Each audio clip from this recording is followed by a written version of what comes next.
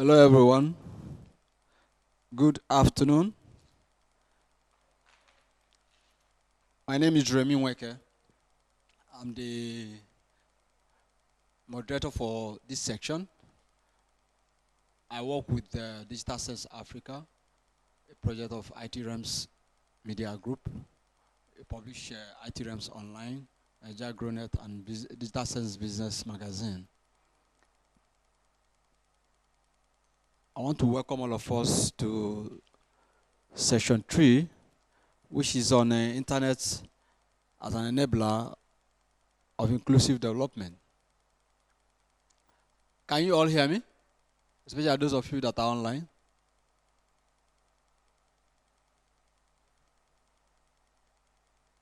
Hello? Is Tennis still there?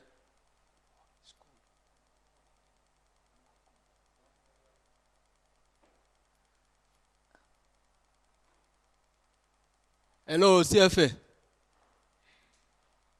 You said it's online. We can't hear you clearly. Yeah, now.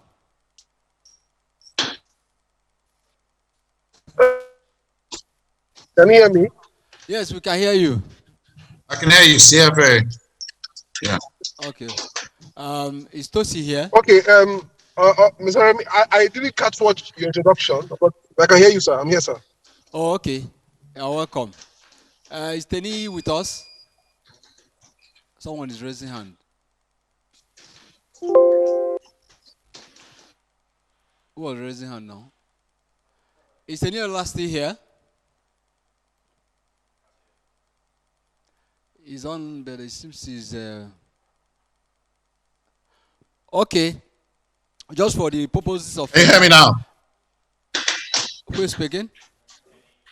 Oh, okay. Remy, can you hear me? Yes, we can hear you, sir. Good afternoon. Okay, thank you. Good afternoon. And welcome. Recording stopped. All right. Recording in progress.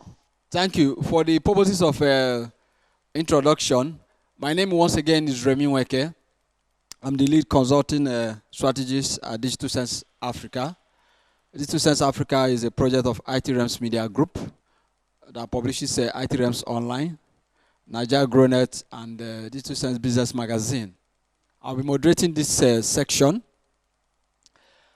As we all know, we'll be discussing internet as an enabler of inclusive development.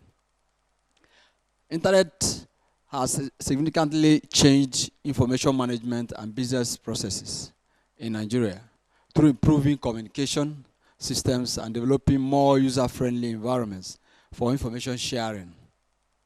With the Nigerian National Broadband Plan 2020 to 2025, which embodies strategies that will accelerate broadband penetration to facilitate the growth of Nigerian digital economy. It's expected that as the internet penetration increases, we will achieve bulk of the things enlisted in the broadband plan.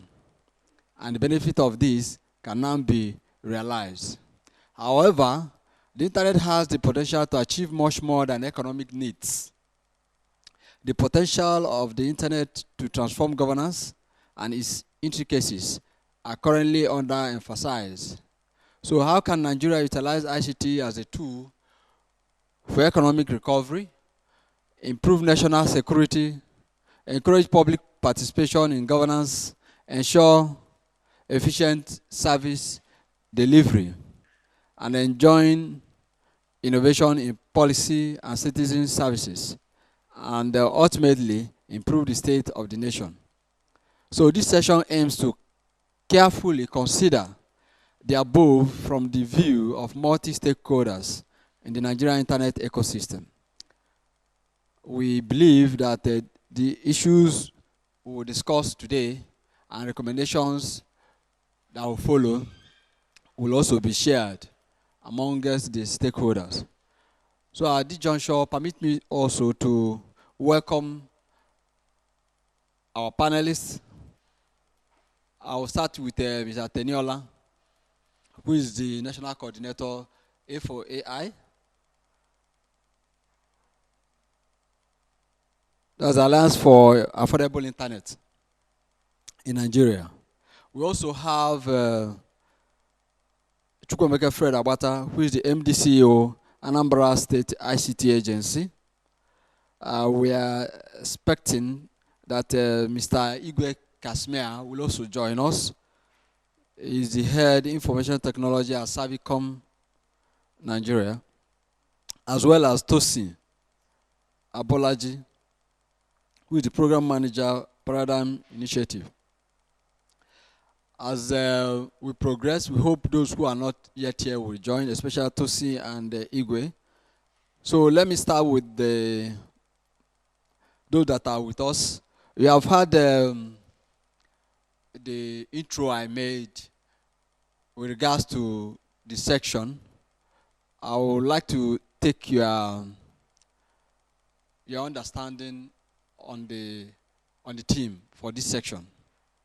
What is your impact, or what do you think is the impact of internet on governance in Nigeria? Where are we, and especially on e-governance for the benefit of Nigerian citizens? Mr. Teni?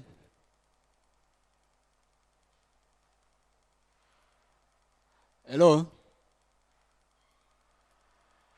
Hello, Teni, can you hear me?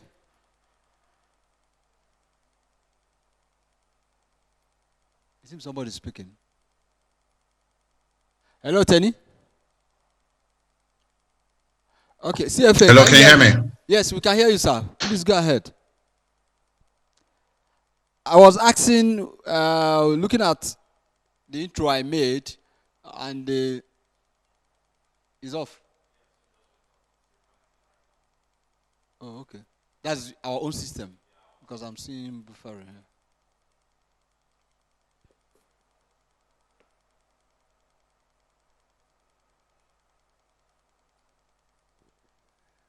Please, we are waiting on technology for them to rejoin us.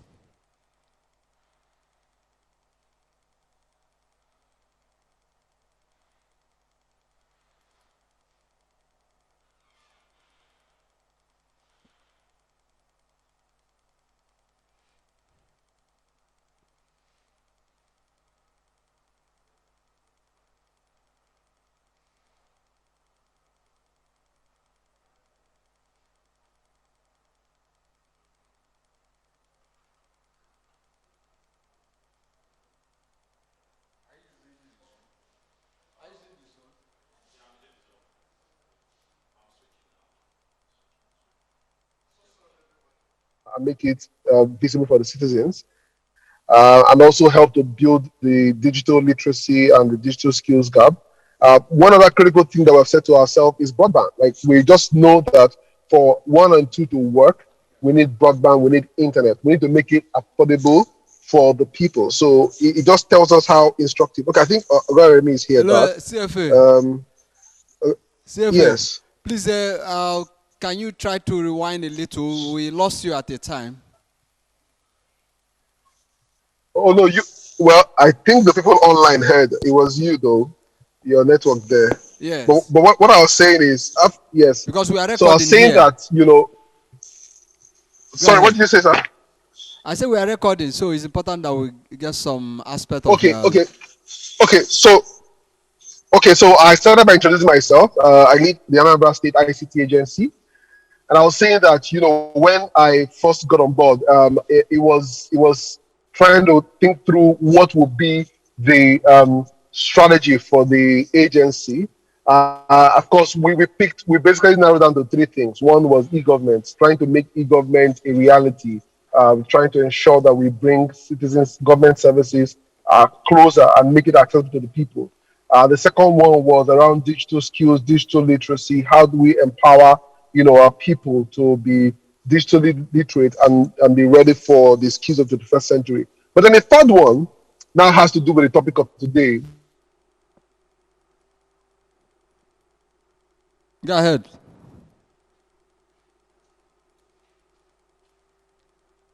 CFO.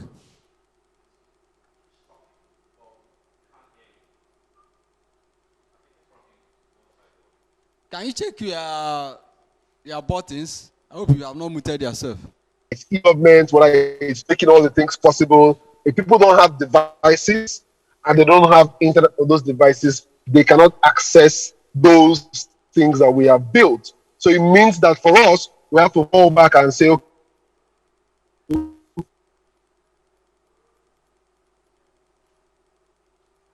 let's find a way to make sure that three is on the with a lot of all the providers to see what are the ways that we can ensure that we make broadband available. And so this is also the case for across the country. Without internet, right? And the boom were the foresight and made it possible for a company like Main One to bring data and services available to make it available to Yaba, and that sort of engage the young people there. And today, the rest is history. And I think that if we can replicate this in across the country, in various clusters, I think that it will be a very remarkable experience. One of the things we are pioneering in Anambra today is also pioneering, in addition to what we're doing with trying to do with broadband, is I'm also trying to pioneer and make public Wi-Fi accessible to certain areas, public spaces, right? Let people have access to the basic internet when they're in public, particularly government-owned areas. We've looked at general hospitals, universities, and then we're looking for partners that make that a reality, because we understand that if we are able to do this, it will naturally begin to spring up its own ecosystem. So I'll stop there for now.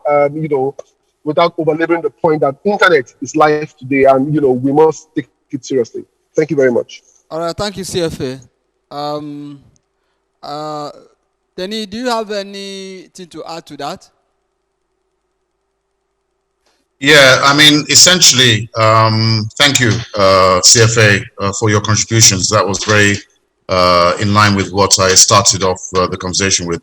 Essentially, it's about affordability. I think that one of the number of research, and one of them that we've recently done, is the fact that device affordability is a great inhibitor to those who would like to access the internet. I remember the internet now has gone beyond just having a basic device, which is a 2G device in many cases in communities. It's really about a 3G, 4G device. And those are quite expensive to obtain for your average Nigerian.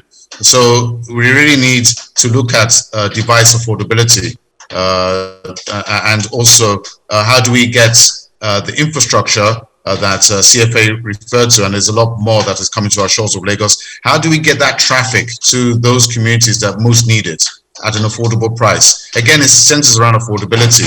And if we can actually address that question, I think the second bit would be around digital skills and digital literacy, which I know that NIT is looking at in terms of digital literacy. But we also have to try and break the conundrum around affordability of devices to access the internet, and actually the tariffs that also applied in these areas where there are significant gaps noted in the country to provide an inclusive internet usage. Thank you very much.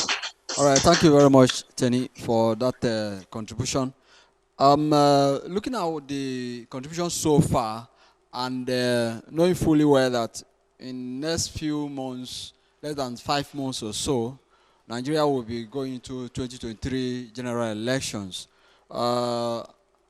Given your understanding of the internet, what role do you think public participation in governance and electoral engagements could be leveraged on in terms of improving the processes? CFA. Hello? Sorry. I said, please repeat the question, sir. Yeah, I said looking at the contributions made so far, the participation of public participation is very key in governance. And in next few months, we will be heading to the polls for general elections. And I was asking, how can we improve on the process of electoral engagement using the internet, for instance, for public participation?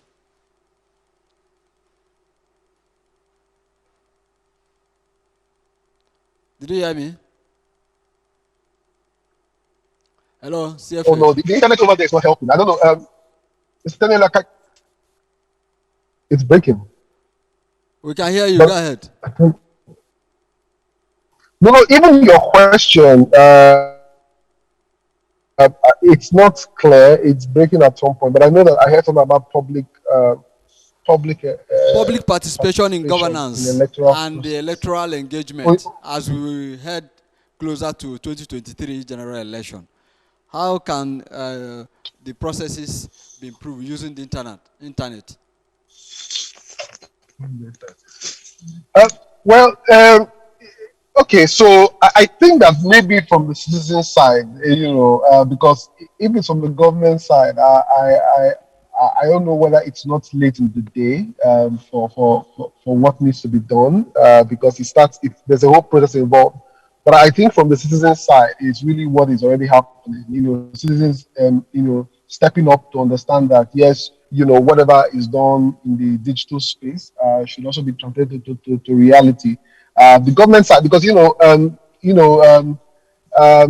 Mr. Tenela just made a point now where devices are very important. If people don't have devices, then they cannot access the internet. They cannot use these services, right?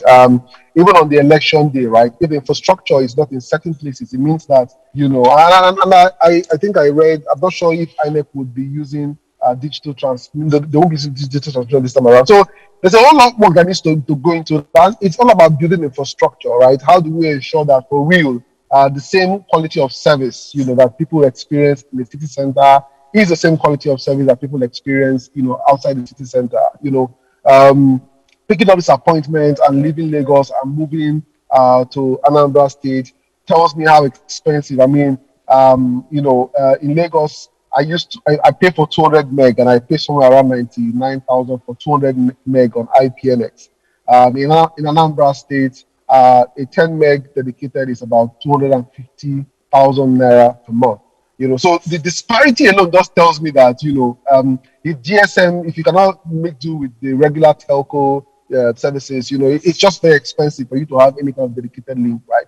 Even the one that we have now that we're using, it costs it's a whole deal, a whole lot of money for the 45 meg that we're using now at the ICT agency. So the infrastructure is very important that the government, work with the providers to ensure that this infrastructure should be improved on, and which leads to the question that T asked about right of way.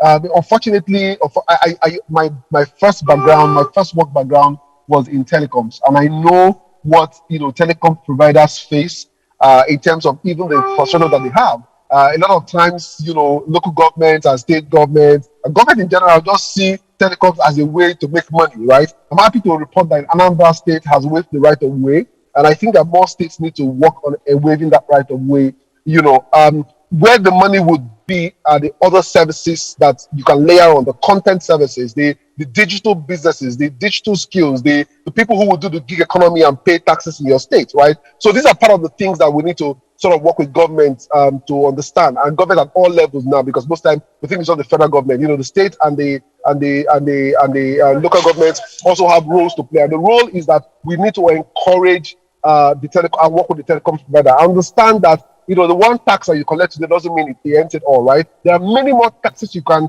get on the add-on services that would come from it. I'll stop here. I hope you answered the question somehow. Thank you very much. All right, thank you. Tenny, do you have a comment on that?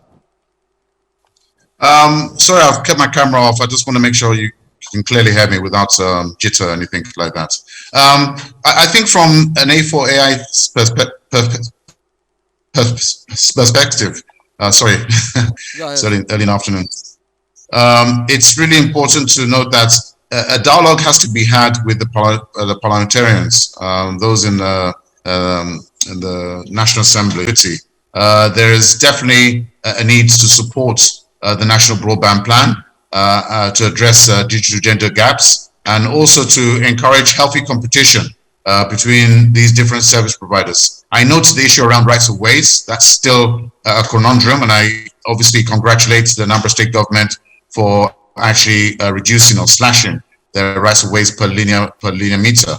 But what you find is that not all states are bought into the issue of rights of ways. So we still have barriers to infrastructure sharing in terms of costing, and we need to ensure that rights of ways are addressed and that infrastructure sharing policies and regulations are accelerated. And then there should be a certain awareness, again, from our legislators to ensure that their communities are aware of what the internet can do in terms of awareness, that's electoral awareness to their communities. And secondly, the rights of the citizens in terms of how they can vote. This is more of a dissemination of information from governments, from the local governments and state government, for instance. And then from a private sector point of view, we obviously, in terms of the sector, just need to ensure that we have a continuous collaboration and dialogue to address some of these burning issues around rights of ways and definitely costs, those input costs that creates a divide in between the cost of land in capacity in Lagos and actually transporting it to places like Anambra State, for instance, or even further hinterlands in the northern states of Nigeria, where you see there's a disparity not only in terms of speed, but in terms of data usage and the price per gig that gets increased as you move further away from Lagos. So that's still an issue, has been issues from a very early start in the creation of the industry, but it needs to be resolved quickly. Otherwise, you will not be able to create these platforms that will be required by the communities at an affordable and easily accessible price, as we've already highlighted. Thank you. All right, thank you very much. You mentioned the issue around digital literacy and seeing that as a tool for national development vis-a-vis internet and public opinion. How can we improve on those digital literacy so as to improve the likes of voters' apathy or improve the process that militates against voters when it comes to public participation? Can you share more light on that, Tenny? Yeah, thanks again, moderator, my brother Rennie.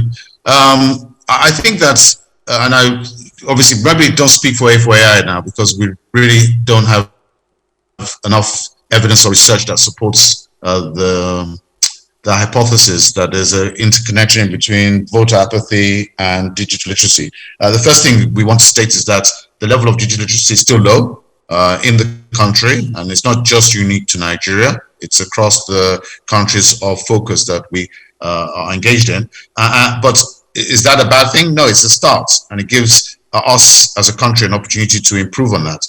And I think that there's an organ of government right now looking at it. There's both I think the Ministry of Education and NITDA, for instance, are looking at how they can actually define what we mean by digital literacy in terms of if it's just basic digital literacy or I would say base case digital literacy, and therefore and also an advanced digital literacy. I mean, once we can get that, and that's really long-term view. So really, the election is just around the corner. We're 6 to 7 months away.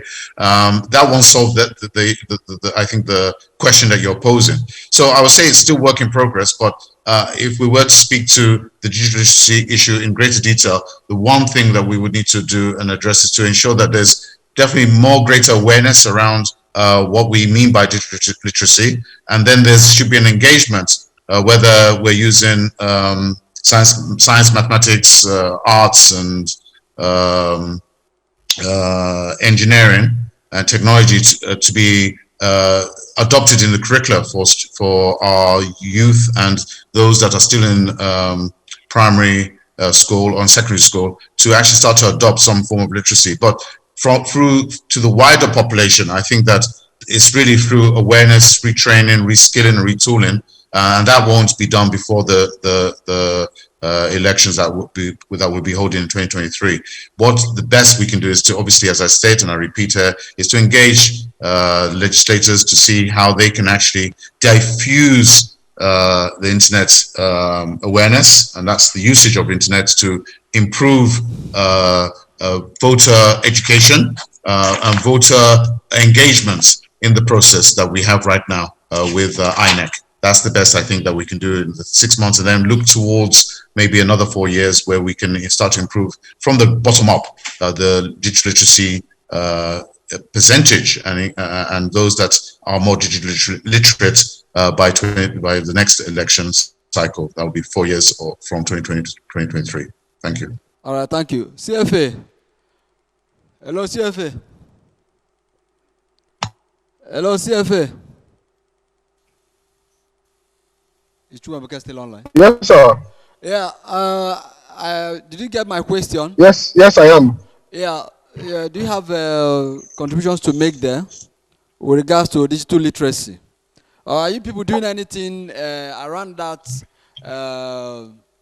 periphery in Anambra? If you are doing something around it, you can share with us in terms of improving digital literacy for an improved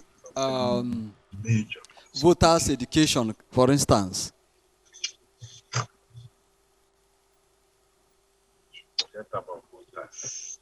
Well, so generally, there are plans that our agency is working on to ensure that we build digital skills as a strong focal point of the government.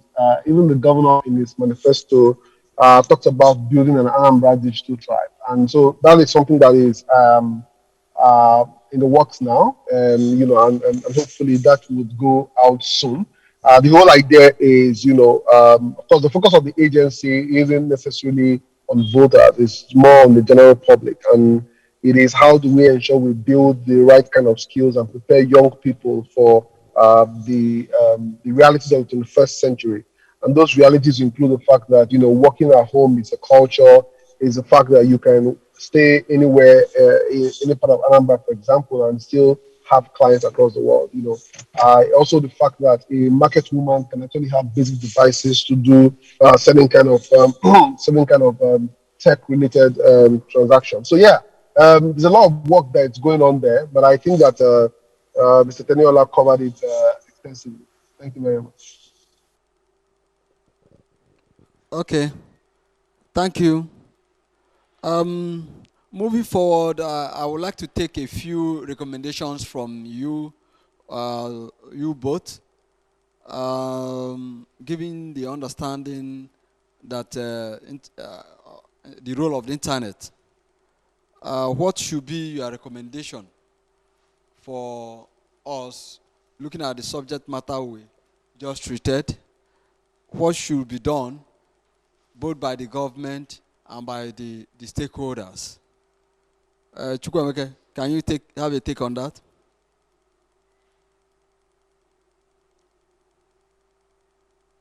Hello, CFA. Hello, CFA. Okay, Teni, are you there? Yes, I'm still here. Okay, I was asking what could be your recommendations as a stakeholder now, given the subject we have addressed today with regards to internet as an enabler of inclusive development. What could be your recommendation to the stakeholders themselves, the private sector, and the government? Yeah, thanks for that. And I think that generally for A4AI, it's around continuous dialogue and collaboration. And those areas of collaboration and dialogue still needs to be continued. I think we're just at the beginning of the road right now, and it's going to be very exciting going forward. And those areas, may I just highlight, are sort of areas I pointed to earlier in our conversations, but I want to reiterate just for emphasis. I think that in each of the countries that we are focused on, there's definitely a recognition that the Nigerian broadband plan, for instance, or the national broadband plan, is something that is viewed as a benchmark, and is a benchmark for addressing the digital gender gap. And that's very evident in all the countries that we've been involved in terms of this very topical subject matter. And I think that needs to be well recognized, that yes, we have a Nigerian broadband plan in place. It's really about how do we implement and ensure that when we review it, that the issues that focus on digital literacy and the infrastructure gaps that have been identified are addressed. And then secondly, that we continue to have healthy competition between the different service providers. If we don't consider those that are in the unserved and underserved parts of the country, and I think the last count we had, I think it was referenced by NCC's EBC, is that we have about 30 to 33 million Nigerians that have never accessed the internet, and I think may not even have a chance to access the internet if they're cluster gaps. And I think the cluster gaps has reduced from 192 at one stage to 114 to now 92 cluster gaps. If we don't adopt innovative technology that's centered around TV white space, innovative technology that uses cheaper or free spectrum, innovative technology that adopts low-cost solutions and not just relying on the mobile network operators' infrastructure. And that includes the government recognizing that they need to start to put in place a framework for community networks, or there needs to be a place for community networks. Then the competition will not be there and those gaps will remain. Then thirdly, infrastructure sharing policies, which I highlighted earlier, needs to be really enhanced and ensure that they are put in place to ensure that the cost of delivering services is drastically reduced. And I think that's obviously is a very important point we would like to make, considering the current economic situation we find ourselves post-COVID-19. And then finally, it's around smart taxation. We need to really look at the fact that government does need money, but we can't basically kill the cow or the goose that's laying the golden egg. We have to ensure that telecoms is not just viewed as a cash cow, but we ensure that any taxes that are applied are smart so that they are not pushed onto consumers and raises the cost of providing services, not decreasing, and therefore, let's put it this way, not making the affordability arguments any better. It will probably throw more people who won't be able to afford the basic services, let alone meaningful connectivity out of any of this digital inclusive debates. So the issues, again, affordability, accessibility, and availability are very pertinent to actually making sure that if those recommendations are put in place, that we will stand a chance of addressing some of these very challenging and difficult issues. Thank you very much. All right, thank you, Tenny, for that. Those recommendations. I remember you as former president of ArtCon. I think do you have anything to share with us with regards to what some of the things you did while presiding over ArtCon with regard to inclusive development? I think that's a good question, Rene, and that was almost 6 years ago now.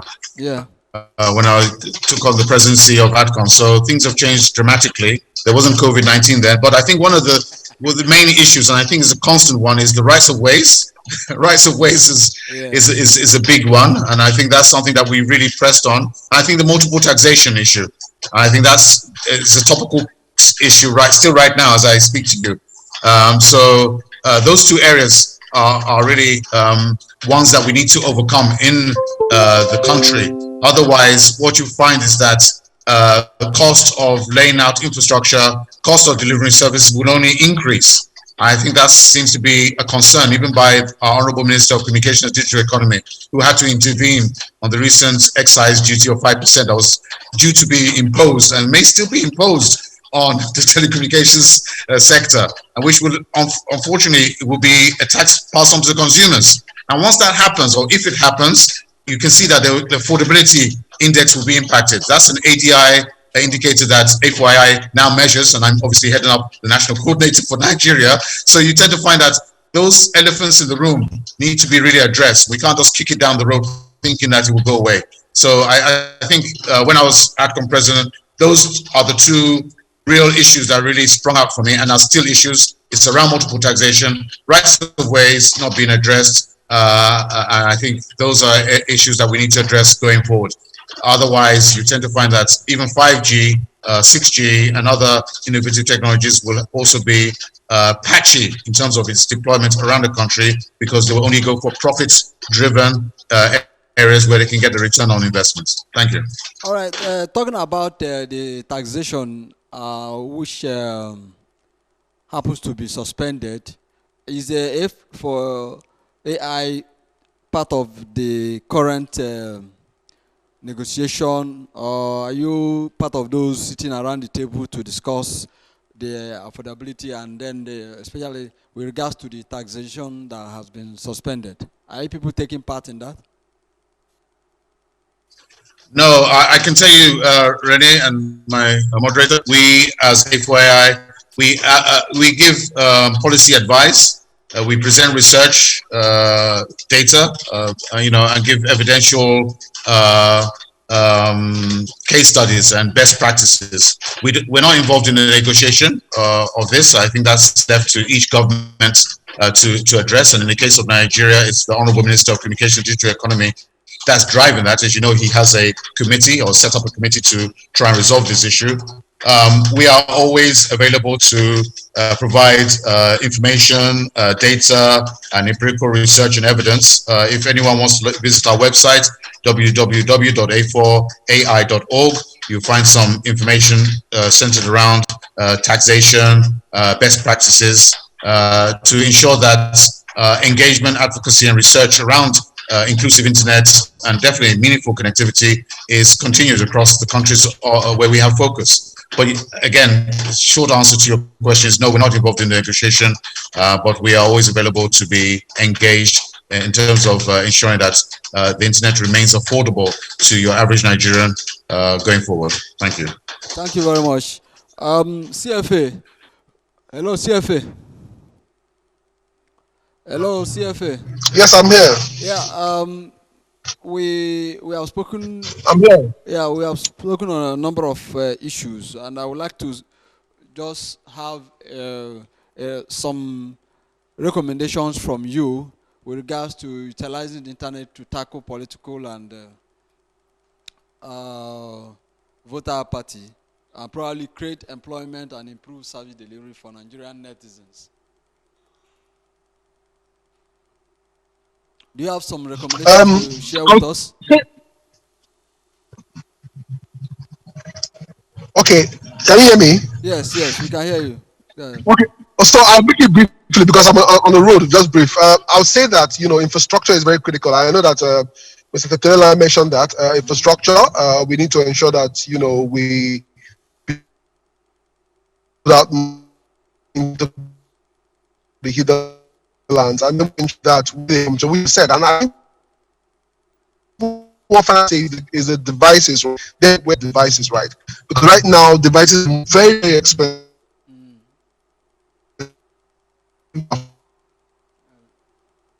Your line is breaking. Hello, CFA. Hello, CFA. Hello. Your line is breaking. Is it from our end?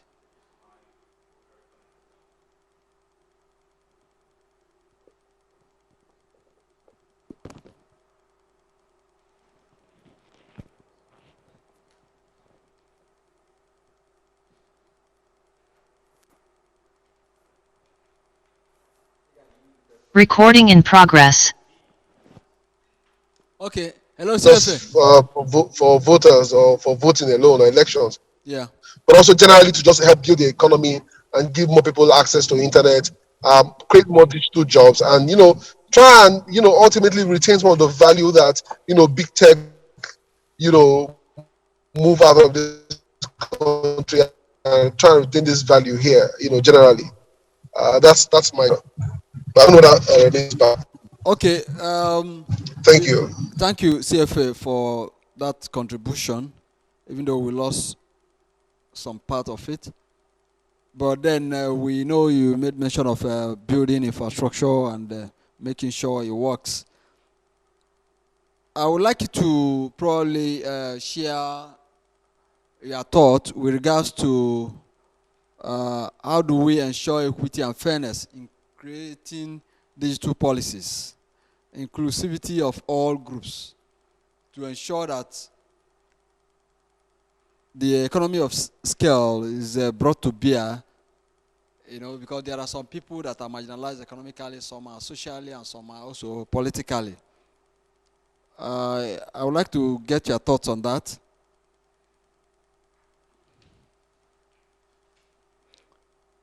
Hello? Hello, CFA? Okay. Tenny, are you with us? I am with you, and I'm trying to understand the question. Okay, the question is how do we ensure equity and fairness in creation of digital policies? Because if you look at it realistically, those being marginalized often don't even sit on the table where the policies are made. So how do we ensure that equity and fairness is bring to bear on digital policies that probably government shuns out or introduces to ensure that the marginalized group or underserved group, so to say, are encouraged to utilize technology, especially the internet, for I positive think, use. and this is something that has always been sort of an Achilles heel when you're trying to develop policies. Is how do you make it all inclusive? Well, it just requires further engagement. I think policies shouldn't be rushed. They should be fully inclusive. So that means that you capture the wider communities. And I think engaging CSOs, NGOs, and other government organizations that are trying to address digital inclusion. I know of one, and I don't want to use this platform to throw out government names, but there are other government organizations that have come into Nigeria that are looking to address this issue that you've just raised. And they are looking to go into those communities where their voices are not heard. I think our government needs to engage either those intergovernment organizations or actually do the same thing that these government organizations to understand the needs of those that are in the very, very, very rural areas of this country, which represents the and underserved parts of the country. And then have a dialogue, really, essentially. That dialogue, they can get the needs analysis, they can basically get the requirements, and then find out how they can get buy-in for these communities to ensure that they're being carried along this journey. It's a digital journey.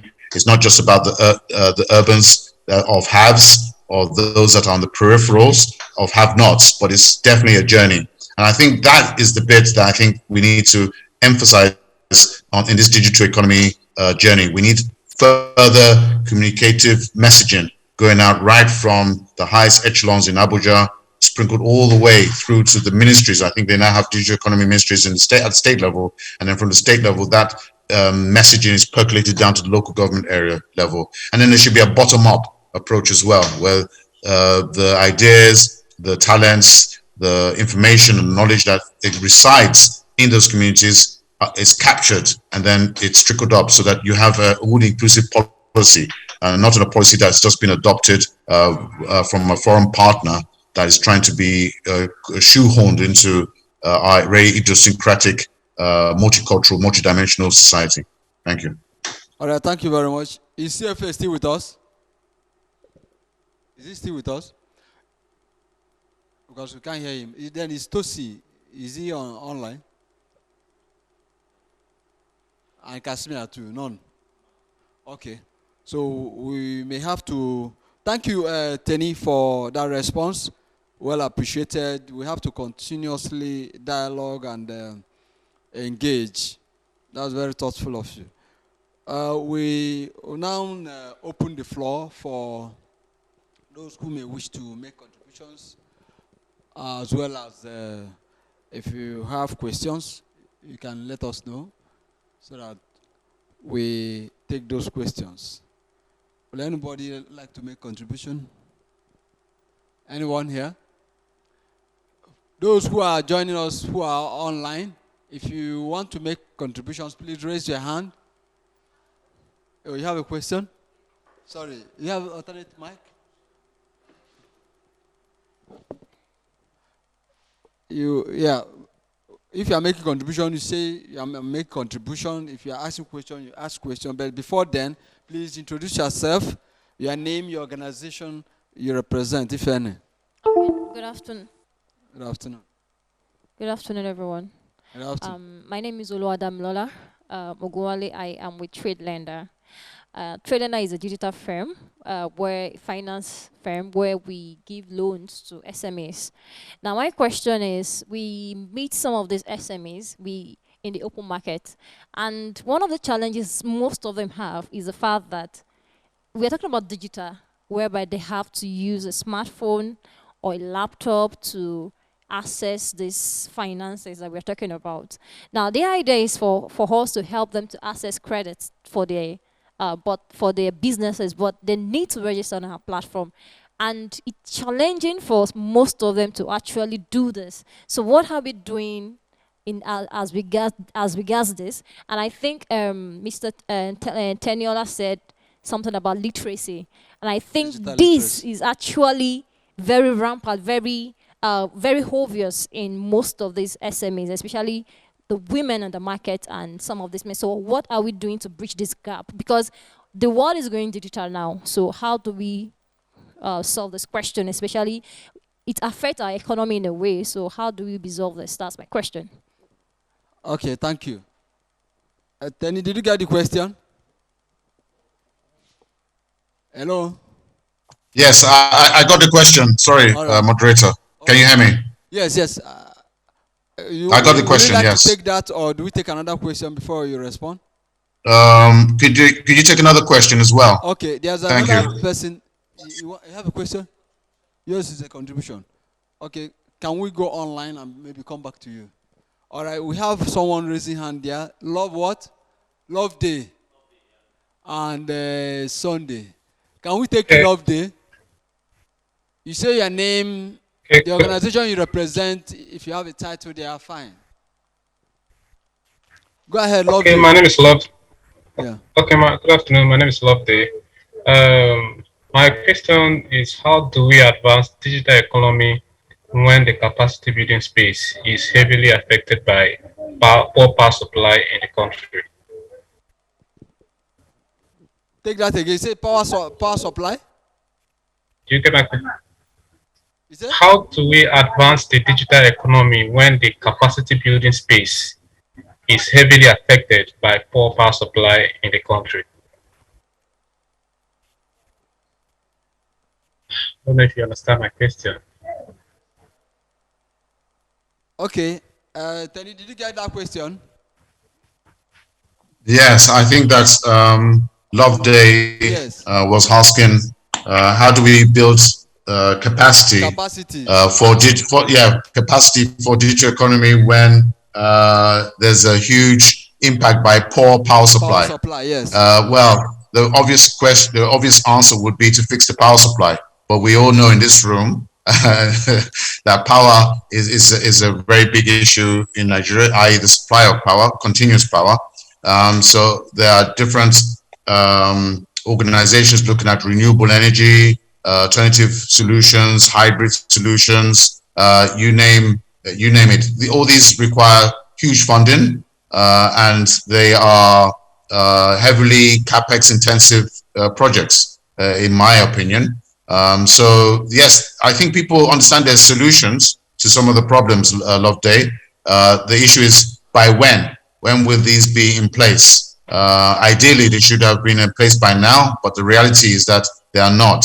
So there's a level of realism where we have to probably accept that there will be innovative or patch mill type solutions that are reactive to our current day reality. The digital economy will not suffice unless we have the power issue resolved. And that's the big conundrum.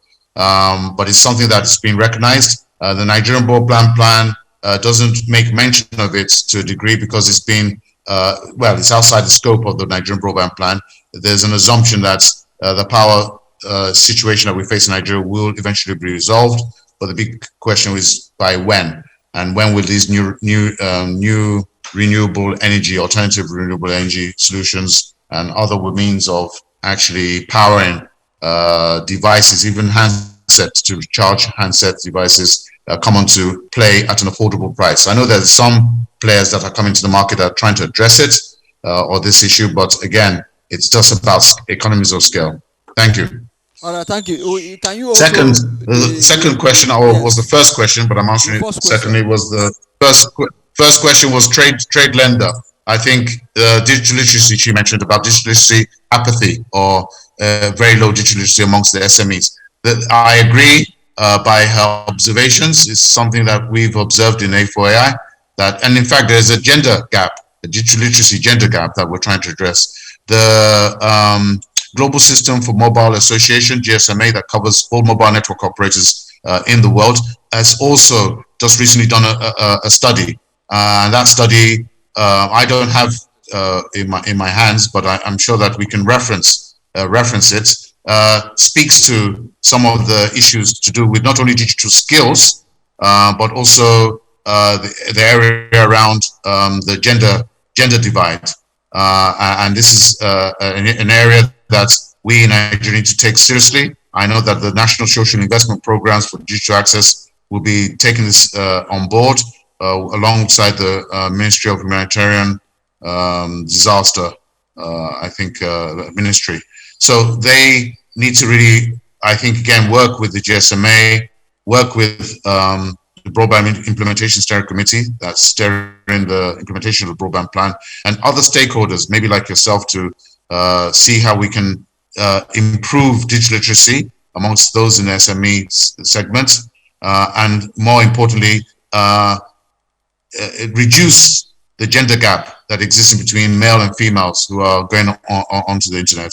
And it's something that A4AI is also keen on. And I think, again, if you go to our website, a4ai.org, you might find some further information that you might be able to refer to in terms of the issues surrounding gender digital divide. Thank you. Thank you, Tenny, for those responses. Can we take her now? Your name, your organization, title, if you have one. Good afternoon, all. My name is Bella Akagba. I'm the founder of Bella Foundation for Child and Maternal Care. It's a non-government organization. We actually work to improve health and development of children, youth, and women. And we also work to see how we can mainstream the issue of internet in a lot of issues affecting women and children.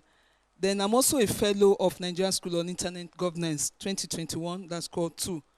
My contribution is on how to ensure equity and fairness. Yes. Yes, I think what I want to add is that we need to have the input of various groups, because in developing most of these policies, some people just sit down somewhere, develop policies, and want people to implement those policies. So we want a situation where there should be input from various groups, because the needs of someone living with disability is different from the needs of a youth who is normal or a woman. So we want input from different groups, so that if there's input in drafting this policy, if the different groups have their inputs into these policies, I think it will also help. Then another contribution is in terms of digital literacy. I want to recommend that we should do more of awareness and sensitization in various schools, churches, mosques, and that's what my organization is also doing.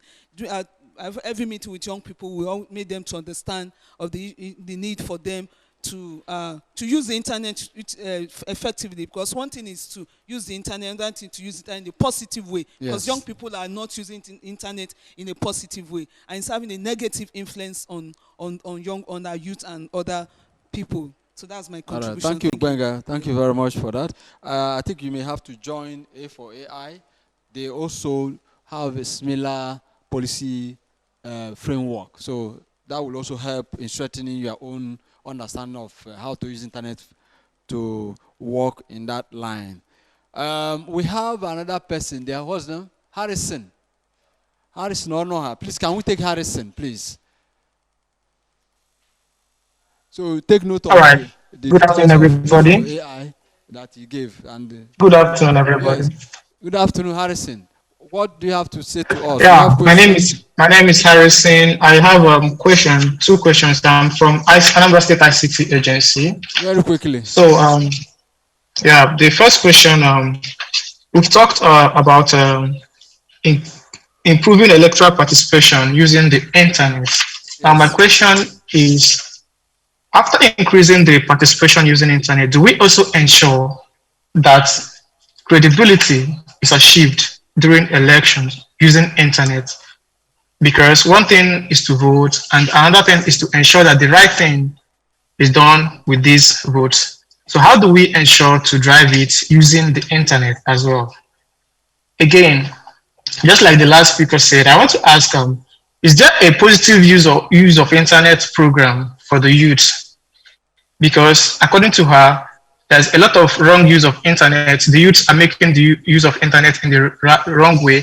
Is there a particular orientation that is channeled, targeted at the youths, at the upcoming ones, trying to let them know how they can use the internet positively so that we can begin to turn around the activities of these youth and then channel them to more positive actions. So these are my two questions. Okay, thank you, Harrison. Very briefly, I work with Digital Sense Africa. We annually organize a program called Nigeria Digital Sense Forum on Internet Governance for Development. One of the key roles there, or why it was initiated, is the focus on youth, especially those at the secondary school level, and those who are graduating like JSS 3, to engage them and encourage them by sharing some insights on how to use internet positively. So you may also have to follow us and other organizations that do pockets of internet engagement and advocacy. Digital Sense Africa is actually an at-large structure from the ICANN end. So we do that annually, and that's why we are also a member of MAG, that's NiGF MAG, up to date from 2012. So at this point, Tenny, I don't know if you would like to make a final statement as we wrap up. Hello, Tenny. Is CFA still with us? Is Tenny still online? Yeah. Hello, Tenny. I'm also here. Yeah, Yes. just your final statement because we are wrapping up. 1 minute or less than that. I'm also here. On the subject matter, what would be your advice to Nigerians using internet as an enabler for inclusive development? Very quickly.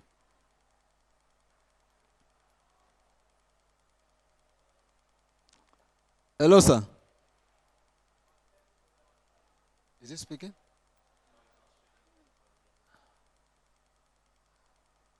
Somebody sent something there. Can you read it? The truth is that internet is becoming a norm. The truth is that the internet is becoming a norm in Nigeria, and if the stack told us can help us seize the boosting, if this fiber backhaul a lot, it will boost. Can you hear me? Will be achieved. That's Yes. what I Who is thought. Can you hear me? speaking? Who is speaking? That's CFA. Is that CFA? Who is speaking? Who is speaking there? Eh? Yes. I'm the one speaking. Yes, I'm the one speaking. CFA. Oh yeah. I'm also, Okay. yes, I'm speaking. Just your final thoughts So on the I'm- subject, please. Yes. No. So infrastructure is still a challenge. We're on the highway. We're struggling with internet, but I would say that the infrastructure bit is something we cannot overemphasize. It has to be something that we need to collectively do. How do we ensure that the cost also is not arbitrary when you move from Lagos into other parts of the country? It's something that governments have to collectively fix. It's a challenge. I can say that the cost is actually out of Lagos is actually prohibitive for any business. It's just too expensive. So that's very critical. And then also we need to wrap up digital skills, begin to ensure that more citizens have access to internet, understand what to do with it. Having access is one thing, but then understanding what to do with it is another thing. Yes. We must be able to show our citizens all the skills and possibilities that are available on the internet, and hopefully, we can allow them, help them, particularly the young ones, to create more businesses and in turn employ more people. That's our focus at Anambra State ICT Agency, and hopefully, that should be the focus across the country. All right. Thank you very much. Thank you, CFA. Teniola, hello. Yes. 1 minute. Final My thoughts, moderator. please. Final thoughts, please. Is Sonny does he want to speak? You mean Sunday, Folayan? I think he's using CFA using his. Yeah, they're together. I think they're together. Oh, okay. I think they're together. Okay. Go ahead, sir. Yeah, I think that it's all about engagement. We need to continuously have dialogues, workshops, things that really speaks more to this session. I think that we need more than an hour to cover some of these very intrinsic issues. So we really look forward to, as FYI, being part of that dialogue going forward. And then finally, really engaging the youth in wealth power programs and projects is very important indeed. Again, so I reiterate what CFA has stated in terms of engagement. Thank you very much. All right, thank you, Tenny, for your time and contributions. We also want to thank CFA for joining us as well from Anambra State. We wish to thank all the participants who joined us online, as well as those who are here in the house. We thank you very much, and they hope to see you next time when we call upon you to join sessions for NiGF. We believe that what we shared here will also impact on us. Please, we are wrapping up on this. Thank you very much. Thank you.